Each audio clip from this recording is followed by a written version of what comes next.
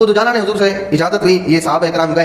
अब रूमी जो थे, रूमियों से इनकी जंग थी सहाबा इकराम की। रूमियों ने चालाकी के साथ अपने आप को किले के अंदर महसूर कर लिया, मैदान के अंदर नहीं आए। और ये हिस्ट्री है इनकी, यहूद और नसारा की मुशरिकीन की सामने से नहीं लड़ते, पीठ पीछे लड़ते हैं। इन्होंने अपने आप को किले के अंदर महफूज कर लिया। अब किले होते थे ऊंचे ऊंचे, दीवारें होती थी ऊंची ऊंची, ये रूमी ऊपर से आते, तीर बरसाते और पीछे छुप जाते। अब सहाबा इकराम ने सोचा कि हम दरवाजा किस तरह खुलवाएं कि जिससे हम अंदर पहुंचकर हम अपनी लड़ाई लड़ सकें। तो सहाबा इकराम में से अबू दुजाना थे जो थे, उन्होंने कहा कि एक काम करो, एक चमड़े का झूला बनाओ, झूला, और उस झूले के अंदर मुझे सवार करो। सहाबा इकराम ने चमड़े का झूला बनाया और चमड़े का झूला बनाने के बाद उस झूले के अंदर बिठाया। साहबा ने कहा कि तुम अकेले हो, अंदर फौज है पूरी। तो कहा कि नहीं कोई बात नहीं, मेरा अल्लाह काफी है, तो मुझे झूले के अंदर बिठाओ तो सही। चुनांचे वो झूले के अंदर बिठाया और बिठाने के बाद उसे हिलाया गया। जब इतना हिलाया गया कि अब ये किले की दीवार के ऊपर पहुंच जाएंगे, साहबा ने वो झूला छोड़ा, वो अबू दुजाना किले की दीवार के ऊपर जाकर पहुंच गए।